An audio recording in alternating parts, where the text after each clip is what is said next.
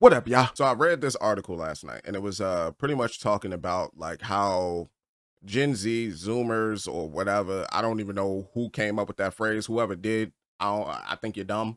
I'm just gonna leave it at that. But Zoomers are cutting back on video game purchases, like really cutting back, and they was pretty much going back based off of like the games that's coming out like nowadays and all that. And they were saying that it's a 13% drop between like individuals of the age of 18 to 24, which in my mind that would make sense. Most people came up during the live service I say era, and the live service era wasn't necessarily the best for people being introduced into video games. And for anyone that don't know what live services are essentially like games like Fortnite, Destiny 2, what else? Halo Infinite would be considered a live service at this point. Call of Duty is a live service. It's a live service that you pay a premium for you to get into the live service, and then you're being looped into the whole entire season pass cycle and all that. Those would be like your live service games, right? And a lot of individuals, they're still playing video games that came out during the 2017 timeline. So games like Fortnite, Overwatch, maybe a little bit of Valorant, like things of that particular nature. The bulk of individuals are playing those games as opposed to like newer games that's coming out like Ninja Gaiden Rage Bound, or or in particular one game that everybody is like bigging up right now, Exposition 33. Even though Exposition 33 had some pretty good sales, I believe they said something about like it was somewhere between like 1 million to 5 million. I think Wu Chang Fallen Dynasty. I keep saying Fallen Dynasty like it's Wu Long. Wu Chang Fallen Feathers also had like about 1 million in sales and all that. And those are good numbers, at least in my opinion, because if you convert those numbers, like 1 million in sales, times that by 60, you get what number? 60 mil, right? Good money. Good money, especially if they're small studios and that studio is in China. That's good money.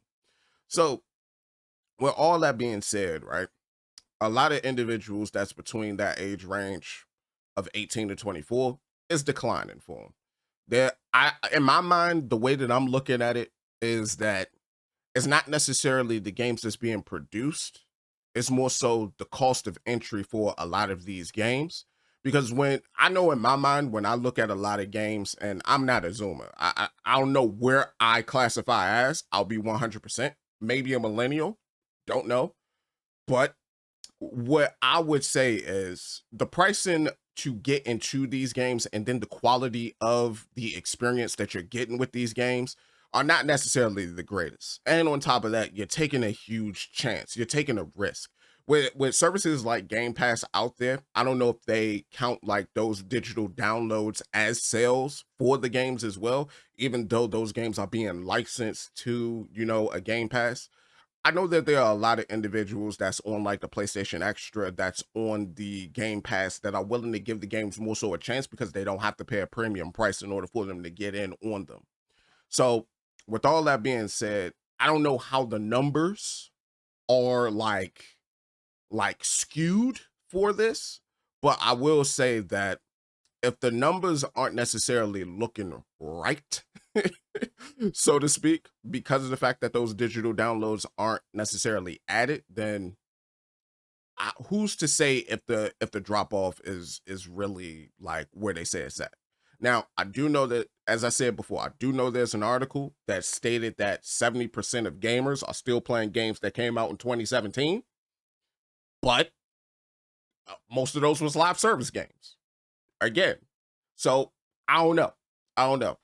I think we would need like more information, like more research done on this, like a bigger consensus, as well as that consensus having different variables and all that to account for the different aspects in modern day gaming that you can use to get into like some of these games, especially for cloud services or Game Pass or PlayStation Extra, or even the Nintendo Online service. Because I think Nintendo Online, like they give you free games. But then again, it might be older games as opposed to newer games. So either way, we'll still need more of that information. But if the numbers are what they are, I wouldn't be surprised because I know that, just speaking for myself, I purchase a lot of games on sale. Like even recently, I got like the Monster Hunter Story series. Even though I have Monster Hunter Stories on 3DS, I saw that like for two and one on Steam, like it was $30, and I was like, oh, cool, I'm gonna get that because I don't own two yet, and I could just play through stories on PC instead of my 3DS now. So it could be a lot of cases like that as well. And on top of that, with a lot of remakes, re-releases, remasters, that could also have an effect on it as well. Because are you counting the day that those release, or are you counting like, you know, like the day it actually released back in the day? You know what I mean? But either way, I don't know. I don't know. What do y'all think about this? Let me know down in the comment section below.